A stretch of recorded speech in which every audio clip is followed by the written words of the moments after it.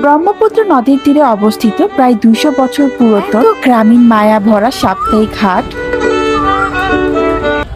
এই হাটে আসলে আপনার মনে হবে ৯০ অথবা ৮০ দশকের কোনো সময় চলে গেছে। এখানে এখনো কোনো আধুনিকতার ছোঁয়া নেই। পালিত পশু থেকে শুরু করে বাঁশ, বেত, ঐতিহাসিক বালিশ মিষ্টি, ঠান্ডা ঠান্ডা মিঠাইয়ের শরবত, গরু, ছাগল, মশলা সবকিছু পেয়ে যাবেন। হ্যালো এভরিওয়ান, আসসালামু আলাইকুম, welcome back to my YouTube channel a day with Mehu. কে কোন জেলা থেকে আজকে আমার এই ভিডিওটা দেখছেন অবশ্যই কমেন্ট করে জানাবেন। আপনাদের কমেন্টগুলো পড়তে আমার অনেক ভালো লাগে। হাটের লোকেশনটা আমি ভিডিও শেষে বলে দিব, অবশ্যই পুরো ভিডিওটা দেখবেন। ২০০ বছর পুরাতন রবিবারের সাপ্তাহিক হাটের এই জায়গাটা আমার সব থেকে বেশি পছন্দ।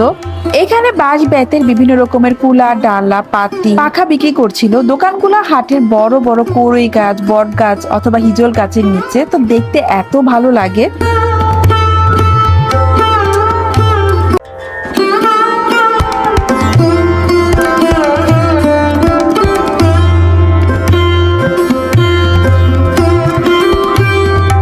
আশেপাশে জেলার হাটুরেরা প্রতি রবিবার অপেক্ষা করে এই হাটের জন্য নিত্য প্রয়োজনীয় জিনিসগুলো কিনে নিয়ে যায়।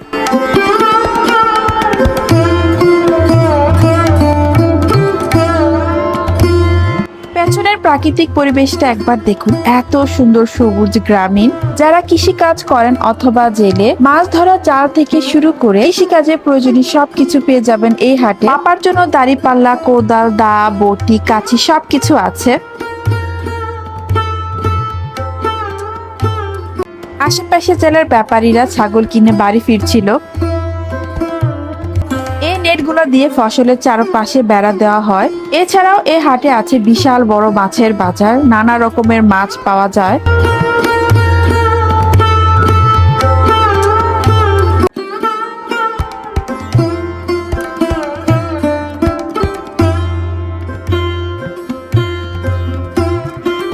এছাড়াও এখানে রয়েছে নার্সারি, বিভিন্ন রকমের ফল, ফুল, সবজির চারা পাওয়া যায়। বিভিন্ন আসবাবপত্রের পাশাপাশি এখানে বিভিন্ন রকমের খাবারের দোকানও আছে। তবে সবচেয়ে জনপ্রিয় হচ্ছে এই মিষ্টির দোকানগুলো। একটা মিষ্টির ওজনই প্রায় ১ কেজি ২ কেজি এরকম। এছাড়াও পাবেন বিভিন্ন রকমের জিলাপি, ভাজা পোড়া।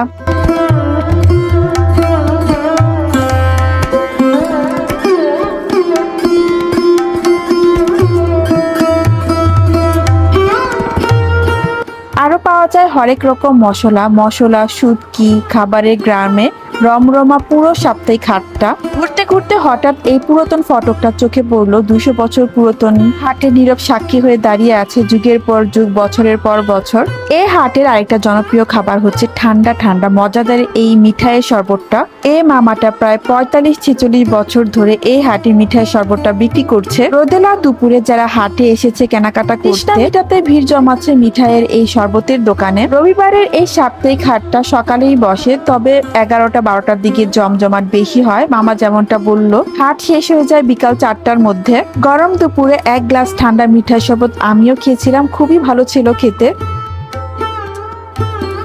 রবিবারের এই সাপ্তাহিক হাটে গরু ছাগলের হাটও বসে।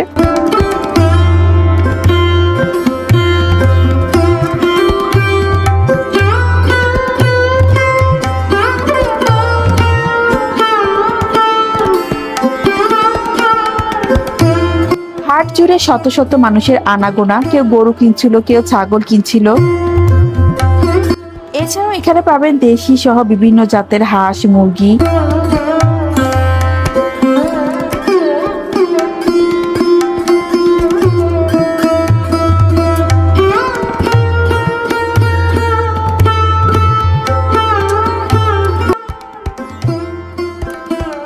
এছাড়াও পাবেন বিভিন্ন জাতের কবুতর, পাখি।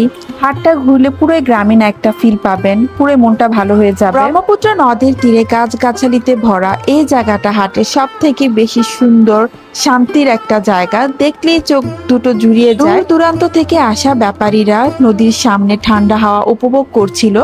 অনেকে এভাবেও ঘুরতে আসে নদীর পাড়ে। সামনে নদী, গাছগাছালির ছায়া, ঠান্ডা বাতাস আর বসন্তের কোকিলের ডাক।